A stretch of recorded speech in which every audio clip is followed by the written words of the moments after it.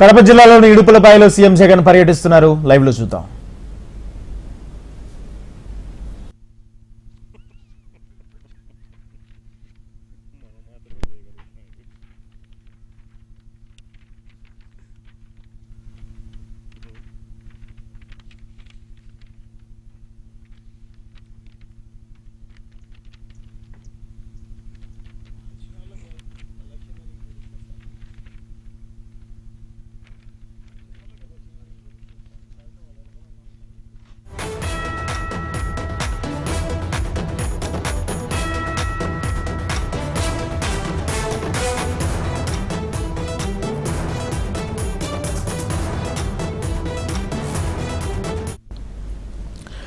కడప జిల్లా ఇడుపులపాయలో ముఖ్యమంత్రి జగన్ పర్యటిస్తున్నారు. కాసేపటి క్రితమే వైఎస్ రాజశేఖర రెడ్డికి నివాళులర్పించిన అనంతరం మరికొద్దిసేపట్లో పార్టీకి సంబంధించి అభ్యర్థుల లిస్టును ప్రకటించనున్నారు ముఖ్యమంత్రి. దీనికి సంబంధించి మరికొద్దిసేపట్లో అసెంబ్లీ, పార్లమెంట్ అభ్యర్థుల ఫైనల్ తుది జాబితాను ప్రకటించే ఛాన్స్ ఉంది. మరికొద్దిసేపట్లో ప్రకటించనున్నారు. ఇప్పటికే ఇడుపులపాయలో పర్యటిస్తున్న జగన్ తన తండ్రికి నివాళులు అర్పించిన తర్వాత అక్కడి నుంచే రానున్న ఎన్నికలకు సంబంధించి తుది జాబితాను ప్రకటించనున్నారు.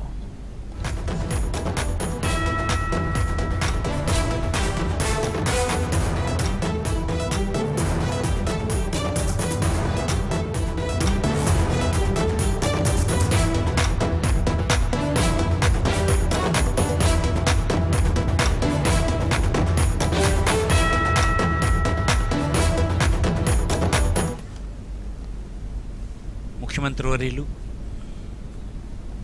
శ్రీ జగన్మోహన్ రెడ్డి గారు, సహచరులారా, ఈరోజు 2024 శాసనసభ ఎన్నికలకు, పార్లమెంట్ ఎన్నికలకు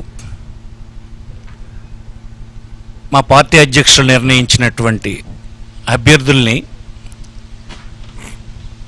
మీడియా ద్వారా పౌరులకు తెలియజేయడానికి ఏర్పాటు చేసిన ఈ సమావేశంలో మొట్టమొదటిగా కీర్తిశేషులు డాక్టర్ రాజశేఖర రెడ్డి గారి ఆశీస్సులు ఈ పార్టీ పైన మా అందరిపైన ఉండాలని నేను వారిని కోరుకుంటూ, ఆంధ్రప్రదేశ్ చరిత్రలో అటు ఉమ్మడి రాష్ట్రంలో కానీ, రాష్ట్ర విభజన జరిగిన తర్వాత ఆంధ్రప్రదేశ్లో కానీ ఎన్నడూ కూడా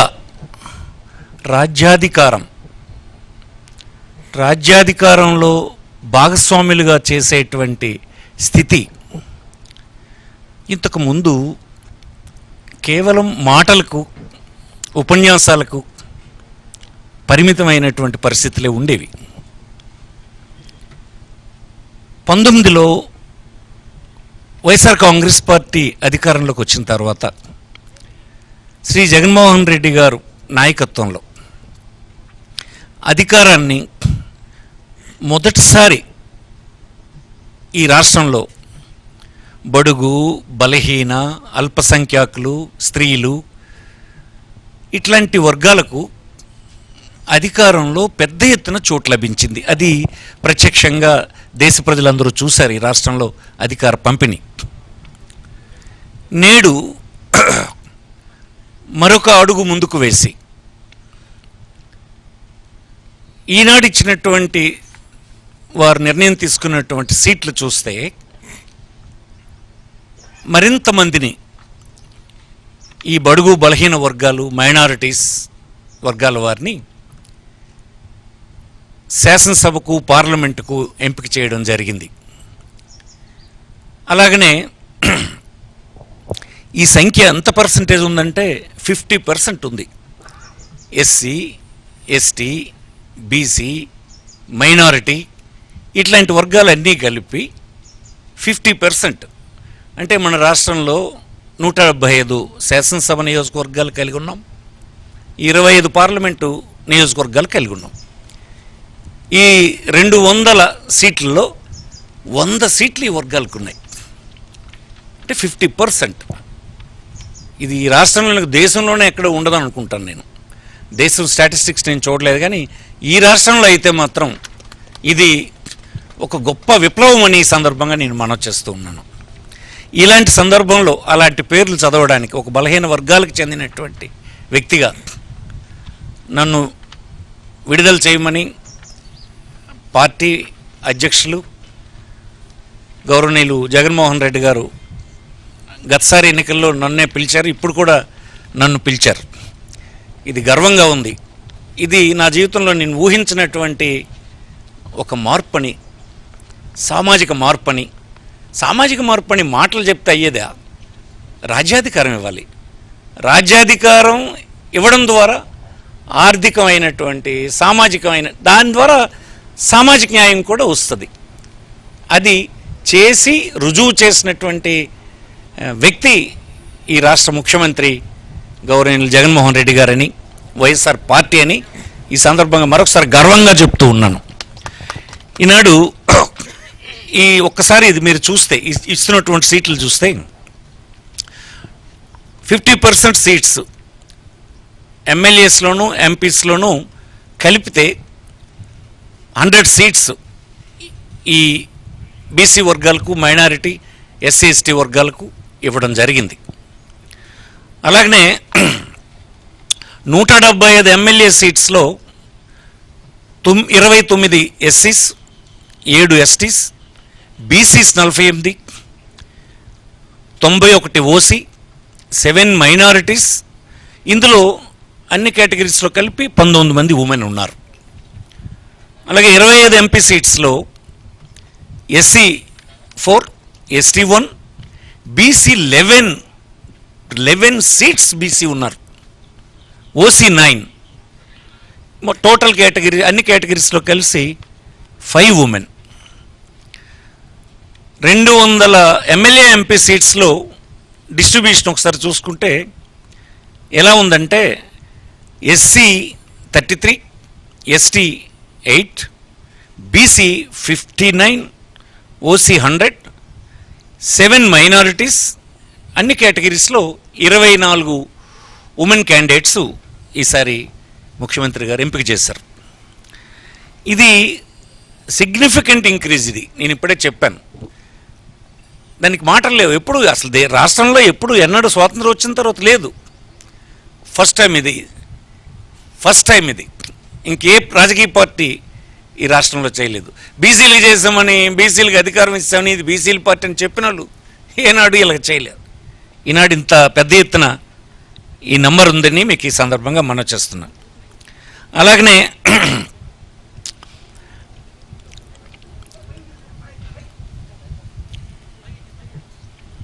మైనారిటీ కమ్యూనిటీస్లో ఇంతకుముందు కంపేర్ చేసుకుంటే for SC, ST, BC, minority communities కలిపి 7 సీట్స్ని 19తో కంపేర్ చేసుకుంటే 7 సీట్స్ని ఇంక్రీజ్ చేశాం.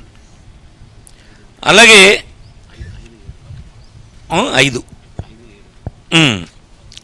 ఇక్కడ ఉంది చూడండి, ఇక్కడ 7 seats are increased when compared to 2019. ఉమెన్కి 175 సీట్స్లో ఇది టోటల్ అయితే 5 సీట్స్. ఉమెన్కు ఇచ్చినటువంటివి 4 ఎమ్మెల్యే సీట్స్ ఆర్ ఇంక్రీజ్డ్. 19 కంటే 4 ఉమెన్ని అసెంబ్లీ సెగ్మెంట్స్కు అదనంగా సెలెక్ట్ చేయడం జరిగింది. అప్పటికంటే ఇంక్రీజ్ అయినారు.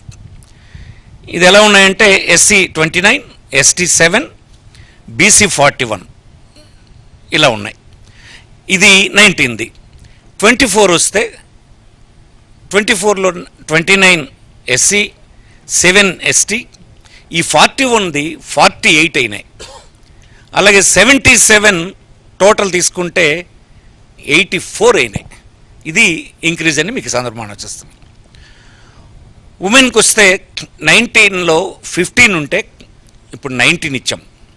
మైనారిటీస్ అప్పుడు 5 ఉంటే ఈసారి 7 ఇచ్చాం. ఇది ఆ వర్గాల్లో ఇంక్రీజ్.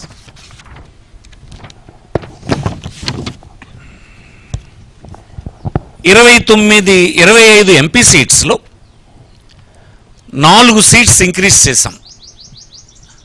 ఇది 2019లో ఇచ్చిన దానికంటే 4 ఎంపీ సీట్లు ఇంక్రీజ్ అయినాయి. ఉమెన్కి ఇచ్చినప్పుడు 1 సీట్ ఎంపీ సీట్ని 19 కంటే ఇంక్రీజ్ చేసి ఇవ్వడం జరిగింది. ఇవి ఎంపీలు ఇంతకుముందు 19లో అయితే ఎస్సీ 4, ఎస్టీ 1, బీసీ 7 అయితే ఈసారి ఎస్సీ 4, ఎస్టీ 1, 11 బీసీలకి ఇవ్వడం జరిగింది. ఇంత ఇంక్రీజ్ ఎంపీస్లో ఈసారి ఉందని మీకు ఈ సందర్భం మనం చేస్తున్నాం. ఉమెన్లో అప్పుడు 19లో 4 ఇస్తే ఈసారి 5 ఇవ్వడం జరిగింది ఎంపీస్ వరకు వస్తాయి. అలాగే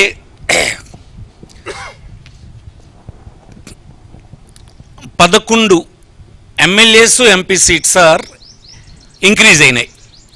200 సీట్లకు గాను ఈసారి 11 సీట్లు ఇంక్రీజ్ అయినాయి. అది ఎలా ఉందంటే కేటగిరీ 19లో ఎస్సీ 33, ఎస్టీ 8, బీసీ 48, టోటల్ 8 అనేది. ఈసారి 33 ఎస్సీ, 8 ఎస్టీ, 59 బీసీ, టోటల్ 100 అయినాయి. అంటే 11 సీట్స్ ఇంక్రీజ్ చేశారు ఉంది. అలాగే ఉమెన్లో కూడా ఉమెన్ అప్పుడు 19 ఇస్తే ఇప్పుడు 24 ఇచ్చాం. మైనారిటీస్లో అప్పుడు 5 ఇస్తే ఇప్పుడు 7 ఇచ్చాం.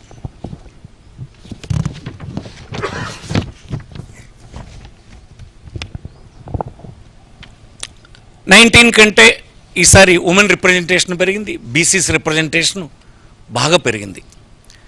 ఇది ఒక రాజకీయ పార్టీకి బలహీన వర్గాలకు అధికారం ఇవ్వడం అనేటువంటి ఒక ప్రక్రియలో ఇంతకంటే రుజువు ఇంకొకటి ఏమి లేదని నేను మనవి చేస్తున్నాను. ఏదో కారణం పెట్టి తప్పించి రాజ్యాధికారానికి రానివ్వకుండా చేసే ఇతర రాజకీయ పార్టీలకి వైఎస్ఆర్ కాంగ్రెస్ పార్టీకి ఉన్నటువంటి వ్యత్యాసం ఇదని ఈ దేశంలోని పౌరులు, ఈ రాష్ట్రంలోని పౌరులు ముఖ్యంగా అర్థం చేసుకోవాలని ఈ సందర్భంగా నేను మనవి చేస్తూ ఉన్నా. ఈసారి పార్టీ కేడర్లో ఉన్నటువంటి వారికి 14 మందికి ఈసారి పార్టీ కేడర్లో ఉండాలంటే జెడ్పీటీసీలు, ఎంపీపీలు, ఎంపీటీసీలు, మున్సిపల్ అలాంటి పని చేసినటువంటి వారు, పార్టీ యాక్టివిటీలో పనిచేస్తున్నటువంటి వారిని 14 మందిని ఐడెంటిఫై చేసి ఇవ్వటం జరిగింది. అలాగనే ఎంపీ ఎమ్మెల్యేలో 153 క్యాండిడేట్స్ ఆర్ అందులో 131 ఎమ్మెల్యేలు, 22 మంది ఎంపీలు గ్రాడ్యుయేట్స్, అందులో 58 మంది పోస్ట్ గ్రాడ్యుయేట్స్, 6 డాక్టరేట్స్ ఉన్నారు. ఇందులో 17 doctors, 15 lawyers, 34 engineers, 5 teachers, 2 civil servants, 1 defence personnel, 1 journalist. ఈ సమాజంలో ఉండేటువంటి అన్ని వర్గాలే కాకుండా అన్ని విషయాల మీద అవగాహన కలిగినటువంటి వ్యక్తులతో కూడినటువంటి టీం ఈసారి ఎన్నికల బరిలో ఉంది ఈ పార్టీ నుంచి. అలాగనే ఇది 77% ఎయిదర్ ఎమ్మెల్యేస్ ఆర్ ఎంపీస్. ఇది ఎడ్యుకేటెడ్ తీసుకుంటే ఇందులో 77% ఈ లెవెల్ ఎడ్యుకేషన్తో ఇందులో ఉన్నారు. అట్లాగనే out of 175 MLA candidates selected, 75% of them 131 candidates are graduates, and above there are 47 postgraduates and 4 doctorates. ఇది ఇట్లా ఉంది. Out of 25 MP candidates selected, 88% of them, అంటే 22 candidates are graduates, and above there are 11 postgraduates and 2 doctorates.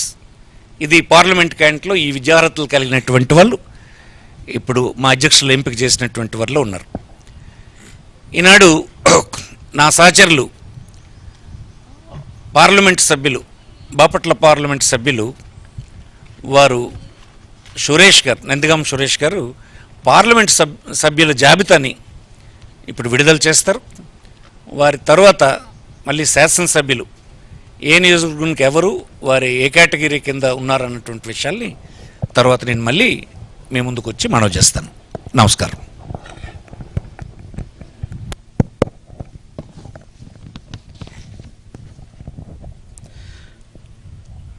Srikakulam parliament Perada Tilak, Kalinga BC Vizianagaram Bellana Chandrasekhar తూర్పు Kapu BC. Visakhapatnam doctor Botcha Jhansi Lakshmi తూర్పు Kapu BC. Anakapalli BC. Araku Chetti Tanujarani Valmiki ST. Kakinada Chalamasetti Sunil Kapu OC. Amalapuram Rapaka Varaprasad SC. Rajahmundry Guduru Srinivasarao Settibalija BC. Narsapuram Guduru Umabala Settibalija BC. Eluru Karumuru Sunil Kumar Yadava BC. Machilipatnam Simhadri Chandrasekhararao doctor Kapu OC. Vijayawada Kesineni Srinivas alias Nani Kamma OC.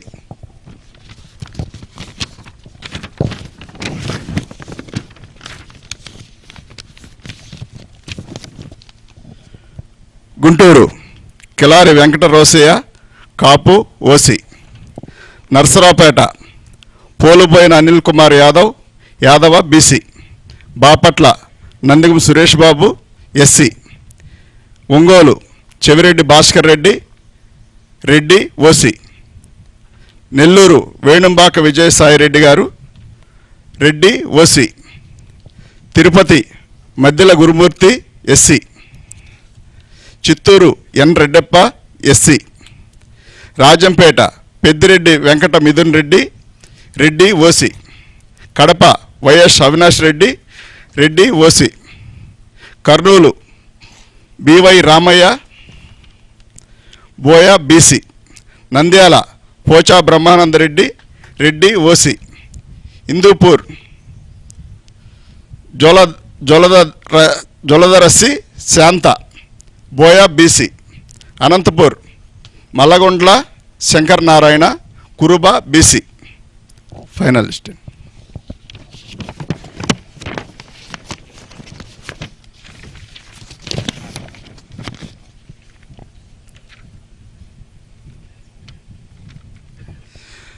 అందరికీ నమస్కారం అండి.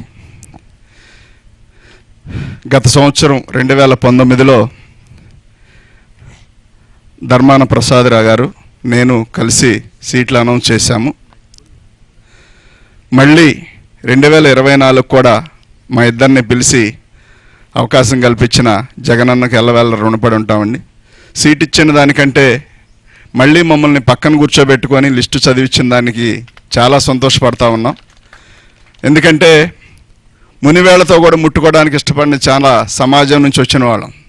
చాలామంది దగ్గర అవన్నీ కూడా అవమానాలు పాలయ్యి అవమానాలు చేయబడి వచ్చిన వాళ్ళని పక్కన కూర్చోబెట్టుకొని నా వాళ్ళు, నా ఎస్సీలు, నా బీసీలు, నా మైనార్టీలు, నా ఎస్టీలు అని చెప్పడమే కాకుండా చేసి చూపించి ఇవాళ మా అందరికి కూడా ఒక నమ్మకం, ఒక భరోసా, ఒక దిక్చూసిలాగా జగన్మోహన్ రెడ్డి గారు ఉండటం, మా జీవితాల్లో వెలుగులు నింపడం చాలా సంతోషకరమైన విషయం. గతంలో ఎవరు చెప్పిన మాటలుగాను, ఓట్ల కోసం చెప్పిన మాటలుగానే మిగిలిపోయాయి. ఎప్పుడో ఒకప్పుడు మమ్మల్ని అంటూ అత్తుకునే వ్యక్తి, మమ్మల్ని వాసన వస్తున్నారు పక్కన వెళ్ళండి అనే వ్యక్తులు కాకుండా దగ్గరకు రమ్మని కౌగిలించుకునే వ్యక్తులు ఏదో ఒక రోజు రాకపోతారు అనుకునే సందర్భంలో మరి రాజశేఖర రెడ్డి గారు, ఆ తర్వాత ఆయన చనిపోవడం, మా జీవితాల్లోనైతే వాస్తవానికి రాజశేఖర రెడ్డి గారి వల్లనే మేము ఆర్థికంగా బలపడ్డాం. ఆయన వచ్చిన తర్వాత రుణమాఫీ జరగనివ్వండి, కరెంటు బిల్లులు కానివ్వండి, ఉచిత కరెంటు కానివ్వండి, కరెంటు బిల్లులు కట్టక గత ప్రభుత్వం హయాంలో మా మోటార్లన్నీ పీకి గుంటూరు మరి ఎస్సీ కార్పొరేషన్లో తీసుకెళ్ళి పెట్టిన సందర్భం. దాదాపుగా 70 మోటార్లు తీసుకెళ్ళి కరెంటు మోటార్లు తీసుకెళ్ళి కరెంటు బిల్లు కట్టలేదు. అప్పుడు బిల్లు అంతా ఉండేది కాదు, 15 రూపాయలు 20 రూపాయలు బిల్లు ఉండేది. ఆ బిల్లు కట్టినప్పటికి కూడా మోటార్లన్నీ తీసుకెళ్ళి టీడీపీ ప్రభుత్వం అవన్నీ తీసుకెళ్ళి ఒక చోట గుట్టగా పెడితే మేము 100 సార్లు తిరిగినా కానీ ఆ మోటార్లు ఇవ్వలేదు, పైర్లన్నీ వదిలేసిన సందర్భం. కానీ అదే రోజుల్లో రాజశేఖర రెడ్డి గారు రావడం, అదేవిధంగా మా అందరినీ ఆదుకోవడం, బ్యాంకు లోన్ పెట్టినప్పుడు లోన్ రద్దు అవడం, మేము ఇందిరమ్మ కాలనీ ఇస్తే రాజశేఖర రెడ్డి గారు ఇస్తే ఇప్పుడు కూడా ఉండే ఇల్లు అదే. ఇన్ని రకాలుగా మాకు మేలు చేసిన రాజశేఖర రెడ్డి గారిని చూసాం. ఆ తర్వాత జగనన్న అది కాదు అన్నట్టుగా మా అందరిని హక్కును చేర్చుకొని మా జీవితాల్లో వెలుగులు నింపి మా అందరినీ మరి తన సొంత మనుషుల్లాగా తన సొంత బిడ్డల్లా చూసుకుంటూ ఈ రాష్ట్రం మొత్తం మీద ఎస్సీలు, బీసీలు, మైనారిటీలు అందరూ కూడా జగన్మోహన్ రెడ్డి గారిని మరి ఆదరిస్తూ ఉన్నారు. ఇవాళ ఎవరు ఎంతమంది కలిసి వచ్చినప్పటికి కూడా రేపు భవిష్యత్తు దేవుడు పైన దేవుడు నిర్ణయించేది ఒకే ఒకటి, ఆయన ఆలోచన కలిగిన వ్యక్తినే ముందుకు తీసుకెళ్తాడే తప్ప మరో వ్యక్తిని ఆయన తీసుకెళ్లే ఉద్దేశం లేదు. కాబట్టి ఇంత మంచి అవకాశం కల్పించిన జగనన్నకు ఎల్లవేళ రుణపడి ఉంటుంది తప్ప మా వంతు మేమేం చేయగలిగే పరిస్థితి కాదు. ఎప్పుడు ఏదున్నా మాకు జగనన్న కోసం పనిచేయడమే తప్ప మరొకటి ఆశించకుండా జీవితకాలం రుణపడి ఉంటామని చెప్పి తెలియజేస్తూ ఈ చక్కటి అవకాశం కల్పించిన జగనన్నకు ఎల్లవేళ రుణపడి ఉంటామని తెలియజేస్తాను. Thank you.